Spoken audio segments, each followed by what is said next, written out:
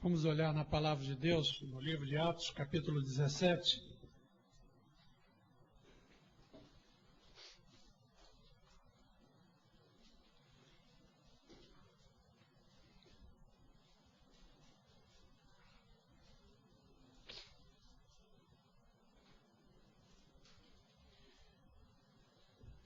A partir do verso 22 até o final do capítulo, que é o verso 34.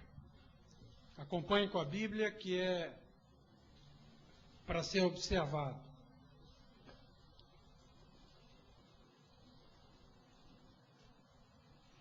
Então Paulo, levantando-se no meio do Areópago, disse: Senhores atenienses, em tudo vos vejo acentuadamente religiosos, porque passando e observando os objetos de vosso culto, encontrei também um altar no qual está inscrito ao Deus desconhecido. Pois esse que adorais sem conhecer é precisamente aquele que eu vos anuncio. O Deus que fez o mundo e tudo que nele existe. Sendo ele Senhor do céu e da terra, não habita em santuários feitos por mãos humanas. Nem é servido por mãos humanas como se de alguma coisa precisasse, pois ele mesmo é quem a todos dá vida, respiração e tudo mais. De um só fez toda a raça humana para habitar sobre toda a face da terra, havendo fixado os tempos previamente estabelecidos e os limites da sua habitação, para buscarem a Deus, se porventura, tateando o possam achar, bem que não está longe de cada um de nós. Pois nele vivemos e nos movemos e existimos, como alguns dos vossos poetas têm dito, porque dele também somos geração. Sendo, pois, geração de Deus, não devemos pensar que a divindade é semelhante ao ouro, à prata e à pedra, trabalhados pela arte e imaginação do homem. Ora, não levou Deus em conta os tempos da ignorância, agora, porém, notifica aos homens que todos em toda parte se arrependam.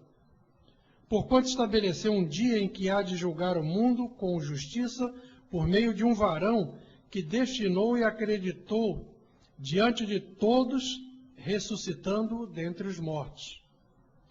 Quando ouviram falar de ressurreição de mortos, uns escarneceram e outros disseram: a respeito disso te ouviremos noutra ocasião. A essa altura Paulo se retirou do meio deles. Houve, porém, alguns homens que se agregaram a ele e creram. Entre eles estava Dionísio, o Areopagita, uma mulher chamada Dâmaris, e com eles outros mais. Amém. Eu quero meditar com os irmãos sobre erros religiosos. Aquilo que tem feito as pessoas errarem e errarem muito. Entram como erro e aplicam como erro. Nós temos falado na igreja continuamente sobre conceito da palavra de Deus. Nós temos batido em conceito. Eu falo às pessoas, olha, é bom que vocês peguem o CD, não porque o CD dê lucro. O CD não dá lucro nenhum. O CD é vendido pelo preço dele virgem. Mas para que, ouvindo, os conceitos fiquem. Às vezes nós queremos avançar além daquilo que nós estamos ouvindo. Ouve, ouve, ouve, até que o conceito fique. Porque nisso daí é que entram os erros. E é nessa maneira que as pessoas entram por outros caminhos, senão o caminho da palavra de Deus. Primeiro, a religião e o evangelho têm uma diferença. O Senhor Jesus falou assim: ninguém pode vir a mim se o Pai não o trouxer.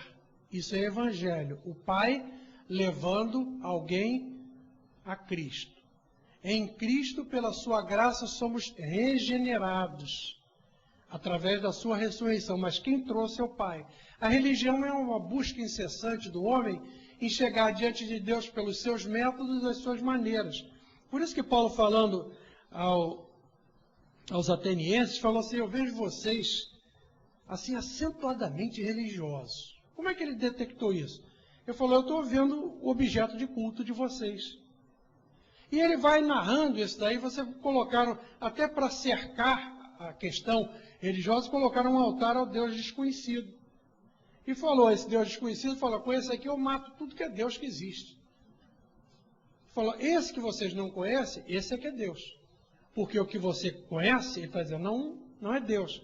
E havia um tipo de poesia que dizia que eles eram geração de Deus.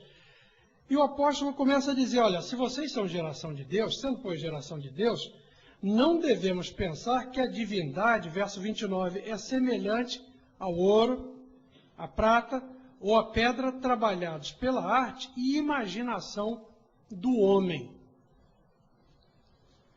Todas essas questões que se instalam nas pessoas se instalam por falta de buscar a palavra. Porque buscando a palavra de Deus, os conceitos são firmados em nós e nós andamos certamente no Evangelho. Quando nós começamos a achar, a pensar, a querer interpretar, nós começamos a andar pelo caminho da religião. E aí vamos entrando pelo misticismo. Evangelho não é místico, é sobrenatural, mas não é místico. Místico é atribuir ações a coisas inanimadas. E as pessoas pensam, não, isso aqui tem um poder enorme. Tanto é que, ao contrário do Evangelho que entra trabalhando na fé, o misticismo entra em cima de quê? O que as pessoas têm em geral? Não passa embaixo de escada. Superstição. Superstição é a fé da religião. Enquanto a fé, de fato, é do Evangelho. A fé vem pelo ouvir a palavra de Deus. A superstição vem pela instalação de um tipo de pensamento que aquilo dá certo. Toda vez que eu chego ali e dou 3 pulinhos, acontece isso. Se eu não botar o pé direito, quando eu sair da cama, eu tenho um dia ruim. Embora isso não tenha, para a gente seja até engraçado, isso na cabeça das pessoas tem uma outra conotação. Religião trabalha com superstição. Evangelho trabalha com fé. Uma das coisas que a palavra de Deus mostra, e aí nós temos que entender bastante, é que fé não se materializa. Bota um copo d'água em cima da televisão. Agora nós vamos orar e você vai beber a água. Isso é erro religioso. Isso é superstição. Porque a fé, abra lá em Hebreus capítulo 11, versos de 1 a 3.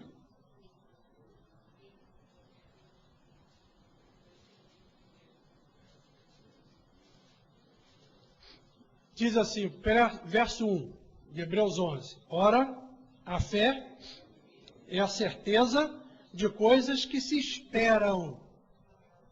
E a convicção de fatos que se não veem, você não vê fé.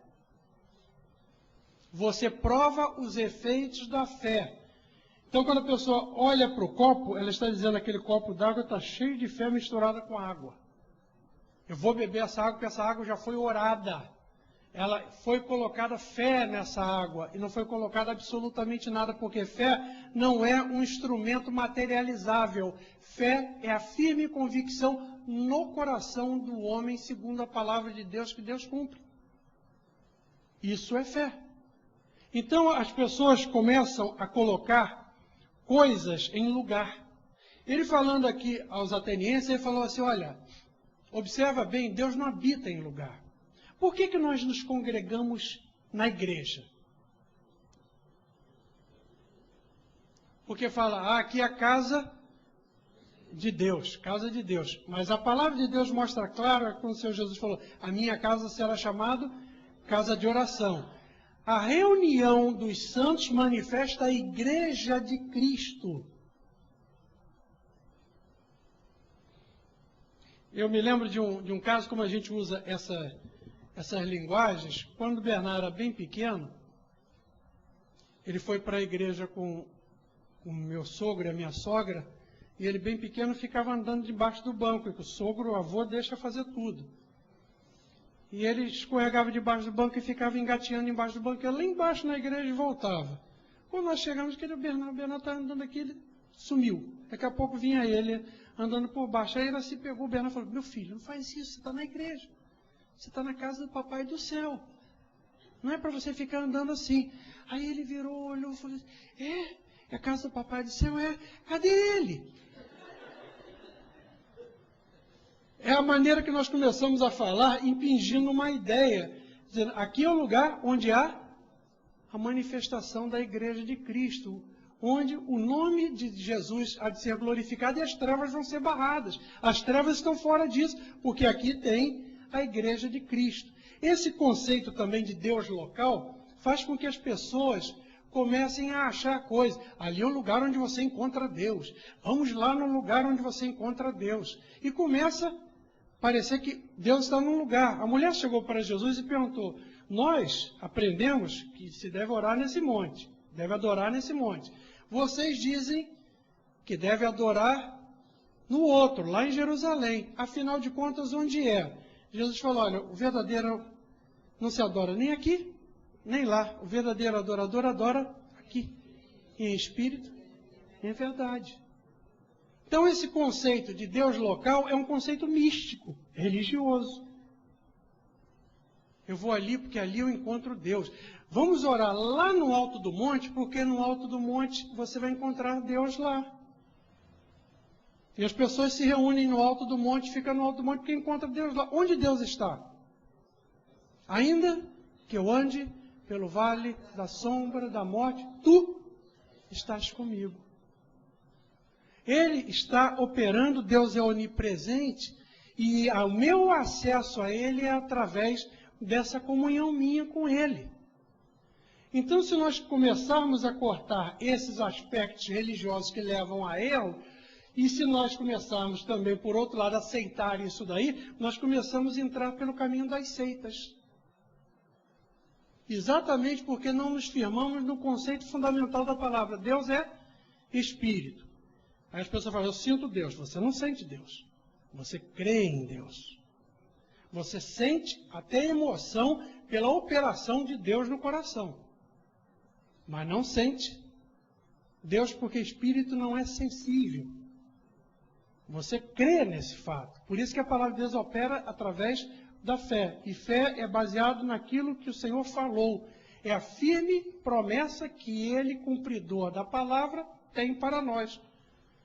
A fé não é nada mais do que a pessoa saber que Deus cumpre a palavra e absorver essa palavra e falar, essa é minha. O Senhor me dá essa firme certeza. Nesse caminho que nós vamos andando, desviando devagarzinho, foi o que fascinou os Gálatas a passarem de um evangelho para outro. Eles começaram a pegar um evangelho paralelo, exatamente porque começaram a pegar outras coisas além do evangelho. O apóstolo Paulo fala assim, olha, se eu vier e pregar um outro evangelho diferente desse, considera isso em vão. Quando eu ouvia falar, o pastor que eu conversava com ele dizia que ele pregando ainda antes de ser pastor, e começava com aquela mística, né? Estava no barco e os cabelos de Jesus voavam e o vento batia nos cabelos. As pessoas gostam muito de enfeitar a coisa para dar um tom de oratória, aquilo dali para ser comichão no ouvido da pessoa, mas sem fundamento. Então nós temos que voltar ao fundamento da palavra de Deus. Primeiro, fé não se materializa. Fé é o firme fundamento das coisas que você não está vendo. O fato de você não ver não significa que não houve operação. O fato de você não ver significa que o Senhor cumpre a sua palavra. Não é pelo fato de ver, porque o que nós vemos de maneira deturpada até. Nós olhamos circunstâncias. E a palavra de Deus traz acima das circunstâncias o fato a nós. Desses caminhos entram os erros religiosos mais graves. Vamos abrir lá e no livro de Isaías, capítulo 44.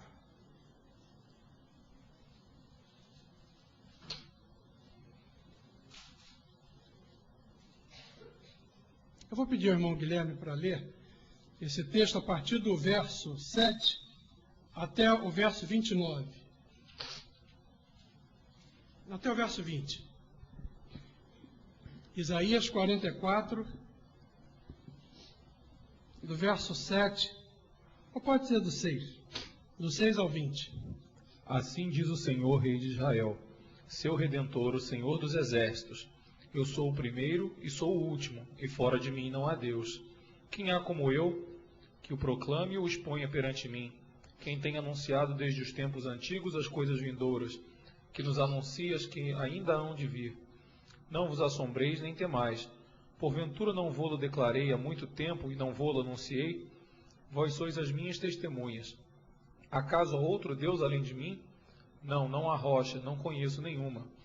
Todos os artífices de imagens esculpidas são nada, e as suas coisas mais desejáveis são de nenhum préstimo, e suas próprias testemunhas nada veem nem entendem, para que eles sejam confundidos.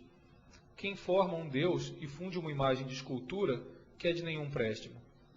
Eis que todos os seus seguidores ficarão confundidos, e os artífices são apenas homens.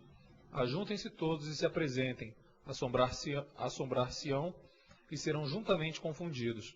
O ferreiro faz o machado e trabalha nas brasas, e o forma com martelos e o forja com seu braço forte.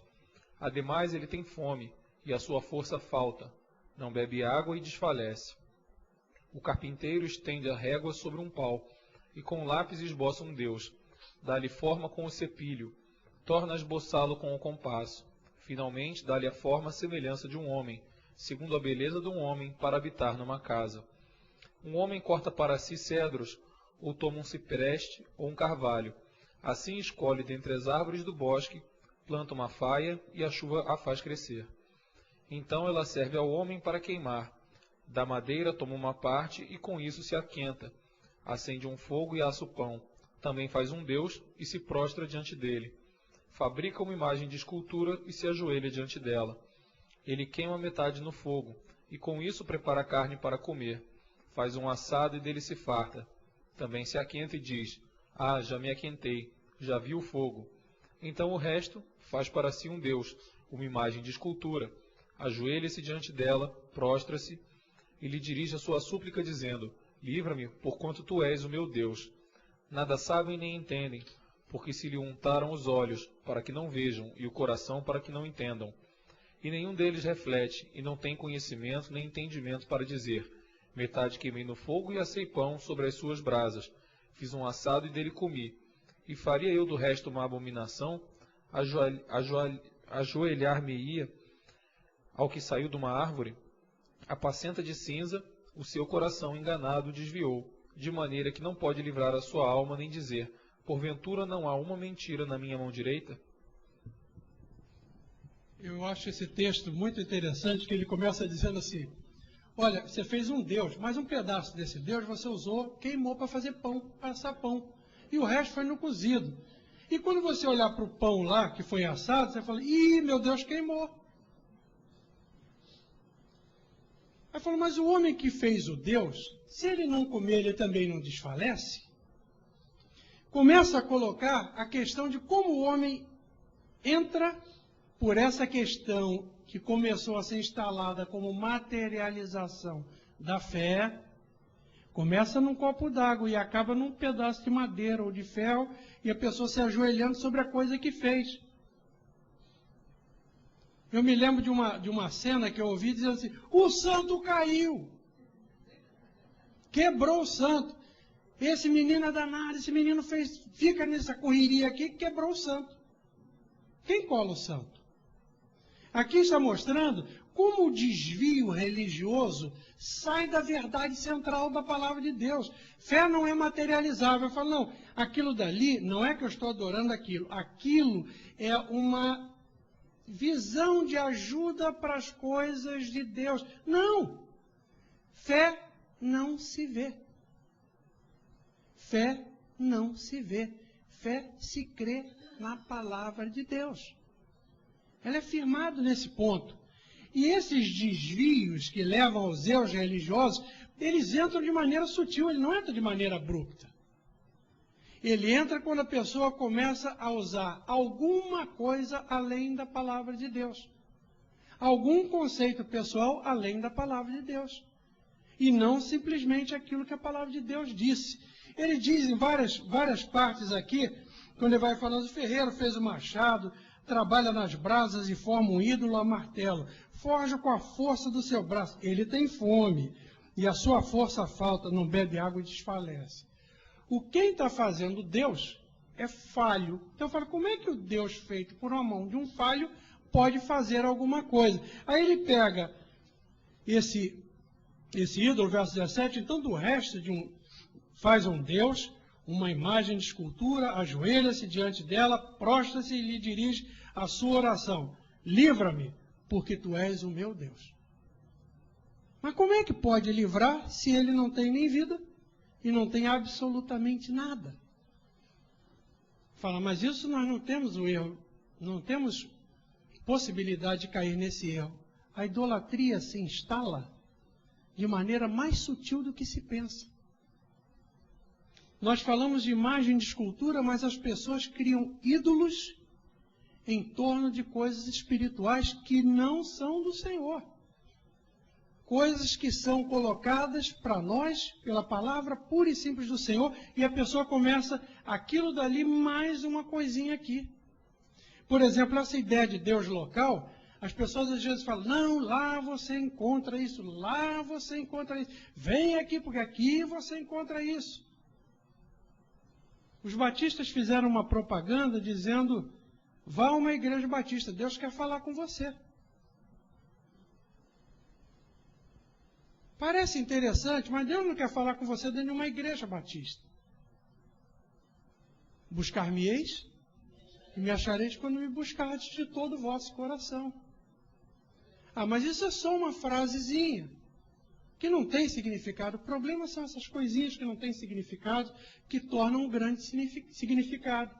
Você quer ver duas coisas que as pessoas adotaram no mundo e que não veio através só de catolicismo, veio lá do judaísmo, e que as pessoas usam isso de maneira normal? O Senhor colocou a igreja de Cristo. A igreja de Cristo, ele colocou um anjo sobre a igreja, que ele é chamado ou anjo da igreja ou pastor. A palavra pastor não tem qualquer outra ação senão de cuidar, de zelar, de livrar, de proteger. É o apacentador, é o que gera paz no rebanho, que cuida do rebanho. Pega aquela ali. Com o tempo foi passado a ideia de pai no meio religioso. Aí a palavra padre. E o Senhor fala isso bem claro na revista, na palavra dele, dizendo o seguinte, não chame de pai outro a não ser Deus. Ele falando aos fariseus, lá em Mateus 23, os versos 9 e 10,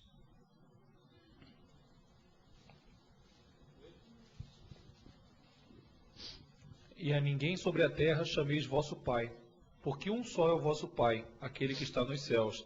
Nem queirais ser chamados guias, porque um só é o vosso guia, que é o Cristo. Esse aqui é o meu guia espiritual. Não. Quem é o guia espiritual? Senhor Jesus. Na outra versão diz mestre. Fala, mas ninguém chama de pai. Ah, mas isso é só uma maneira de dizer. Benção, padre. A sua bênção. Vai, meu filho. Deus te abençoe, meu filho. Há um só pai. Essa questão da filiação é muito séria. Deus falou a todos quantos receberam, Jesus Cristo deu-lhes o poder de serem feitos filhos de Deus. Ele não é filho de homem, eu não sou pai. Pai de ninguém, nem pai espiritual eu sou de alguém. Eu gerei, quando o apóstolo Paulo fala assim, eu gerei pessoas em Cristo. Em Cristo. As pessoas que eu levo a palavra de Deus, eu gerei essas pessoas nele. O poder pertence a ele. Então essa ideia fala assim, não, mas isso é só um detalhe. O problema são os detalhes. O problema são as coisas que a gente acha que são banais, porque elas foram introduzidas como uma desobediência declarada à verdade da palavra de Deus. Por isso que as pessoas erram e as religiões erram e entram por outro caminho e vão para o misticismo e do misticismo vão para outros lugares. Não estamos falando de igreja católica só, não. Nós estamos falando de igreja evangélica. Tem igreja evangélica que o pastor chama de pai e a pastora ou a mulher do pastor de mãe. Eu não gerei ninguém, a não ser meus filhos naturais. Mas em Cristo quem gerou foi o Pai. E eu não posso tomar essa glória para mim, porque primeiro seria mentiroso e não teria essa capacidade. A outra coisa que a palavra de Deus vai mostrando, dos erros que a pessoa tem, e como se instala isso, por exemplo, que Deus tem mãe. E que ela é a rainha dos céus. Observa o que diz a palavra de Deus lá em Jeremias capítulo 7, versos 18 e 19. Os filhos apanham a lenha e os pais acendem o fogo, e as mulheres amassam a farinha para fazerem bolos à rainha do céu, e oferecem libações a outros deuses, a fim de me provocarem a ira. Acaso é a mim que eles provocam a ira, diz o Senhor? Não se provocam a si mesmos para a sua própria confusão? Rainha dos céus. Pede à mãe que o filho atende. Pegaram a Maria que foi agraciada. Observa bem o contexto. Quem é cheio de graça? Deus. Maria, você é agraciada. Agraciada é quem recebe graça. Aí a pessoa fala, Ave Maria, salve Maria, cheia de graça. Quem tem graça? Para dar a Deus. Porque Ele é o autor e consumador da fé. Isso veio lá do judaísmo. E as pessoas, quando começaram, principalmente os gnósticos, a dizerem que não tinha nada de nascimento virginal de Jesus, aí começaram a querer defender. E começaram a colocar Maria, e nessa questão de Maria, o diabo vai entrando e colocaram ela acima da posição. Os carros saem com Nossa Senhora. A palavra de Deus fala, olha, isso me causa ira. E ele diz mais ainda nesse verso, ele diz que isso causa confusão, não é problema para Deus não, diz que é problema para o homem. Lê por favor de novo. Acaso é a mim que eles provocam a ira, diz o Senhor? Não se provocam a si mesmos para a sua própria confusão? Se provocam a si mesmo para a sua própria confusão. O que eu quero dizer isso no meio de uma igreja que tem conhecimento da obra da graça, conhece bastante a mensagem da cruz, conhece a nossa crucificação com Cristo. Não saia dos fundamentos em tempo nenhum. Firme nos conceitos. Firme nos conceitos. Fique cada vez mais firmados no conceito da palavra de Deus, porque isso se instala de maneira muito sutil. Esse misticismo que acontece, ele acontece de maneira muito sutil, não aparece de repente, de uma maneira grande. Ele devagarzinho vai acumulando, porque a pessoa sai da verdade central da palavra. Por isso que nós batemos sempre a mesma tecla. Vai ao fundamento. As pessoas confundem salvação e reino de Deus. Essa confusão de salvação e reino de Deus levou a ideia de purgação, deu a ideia do purgatório. Porque a palavra de Deus mostra que aqueles que não vão reinar com Cristo, embora sejam salvos, porque ao que vencer, salvação não é vitória, salvação é graça. Deus veio nos salvar, Ele preparou boas obras para que andássemos nelas. E essas boas obras é que geram o galardão, ou se não fizer o detrimento, e nisso daí nós somos colocados para reinar com Cristo ou não. Toda a carta às 7 igrejas está tratando de reinar com Cristo. Não está falando, já está falando a salvo. Ele está falando da nova criatura. Ele está dizendo, olha, vê bem onde você está. Vê a posição que você está. Ao que vencer, dar-lhe-ei a coroa da vida. A coroa da vida não é a salvação. Uma vez vi um pastor dizendo, eu estou esperando a coroa da vida. Quando chegar lá no Senhor, eu falei, não, vai demorar, porque vai ser no tribunal. Não, a coroa da vida é a salvação. Não, a coroa da vida é coroa de reino.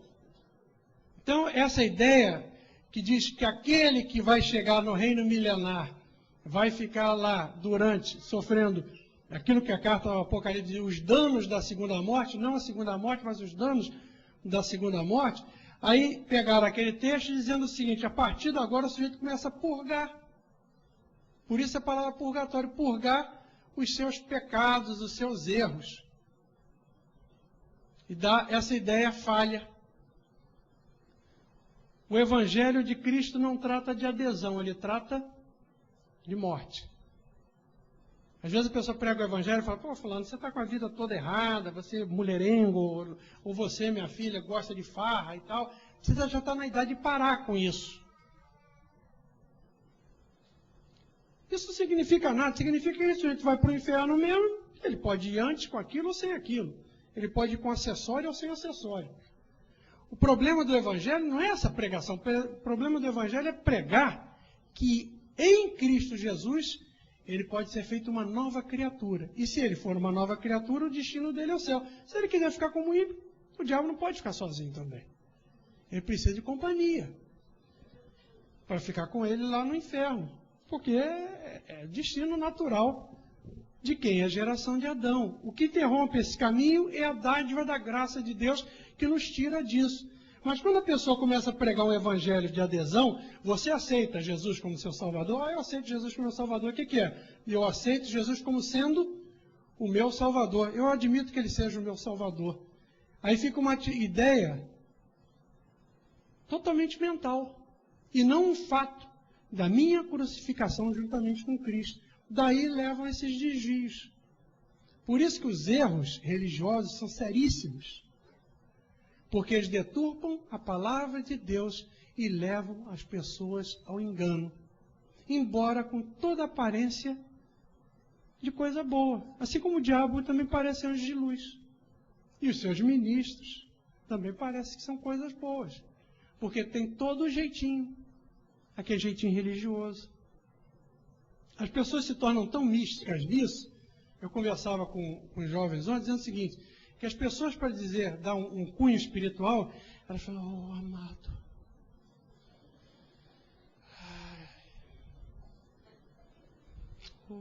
Deus tem falado ao meu coração. Aí pareceu que é bastante espiritual, quando a pessoa fala, não, Deus tem falado ao meu coração de maneira contundente. Não foi tão espiritual, porque, essas coisas que levam aos erros. As pequenas coisas que levam aos grandes erros. Fugir da palavra de Deus e começar a entrar pelo caminho, começa a olhar isso aí, vê quantas vezes você está olhando, lendo a Bíblia, aí o inimigo chega junto de você e te dá uma sugestão de um negócio que não tem. Eu sempre converso com as pessoas dizendo o seguinte, pega os fundamentos da palavra de Deus, quando você for ler um livro qualquer, livro evangélico, coloque em cima da mesa os fundamentos que você tem, os conceitos da palavra de Deus. Lê e lembra sempre dos conceitos.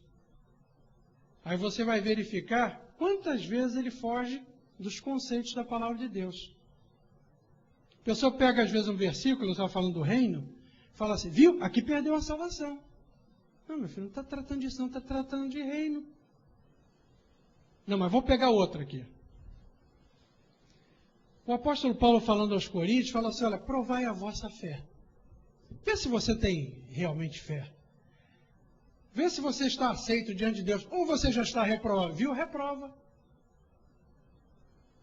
Não entendeu absolutamente nada do que diz. Fala, olha, você nunca foi aprovado no quesito fundamental da vida cristã, que salvação é feita pela fé.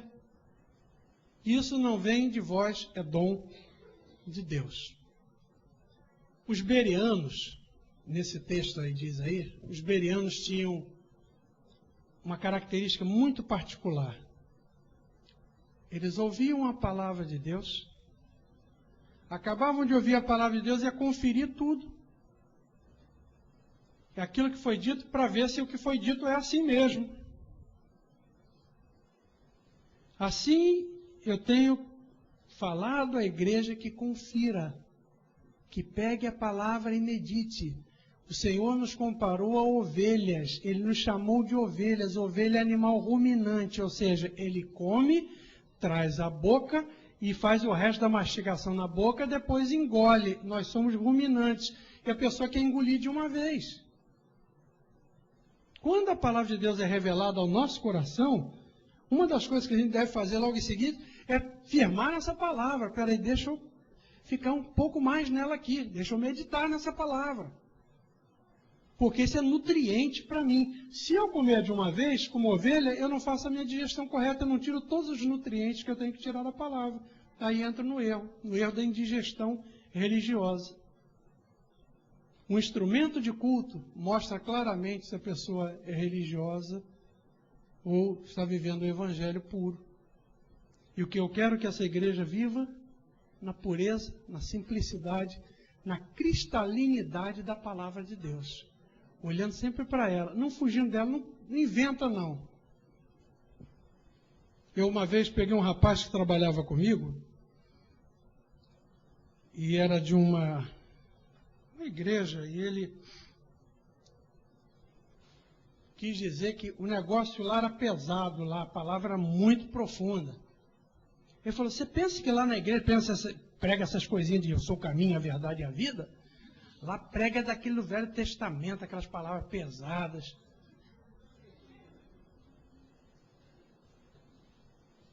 Falei, então jogou tudo fora. Nem jogou a casca da banana, comeu o talo. A única coisa que não podia comer, ele comeu o talo.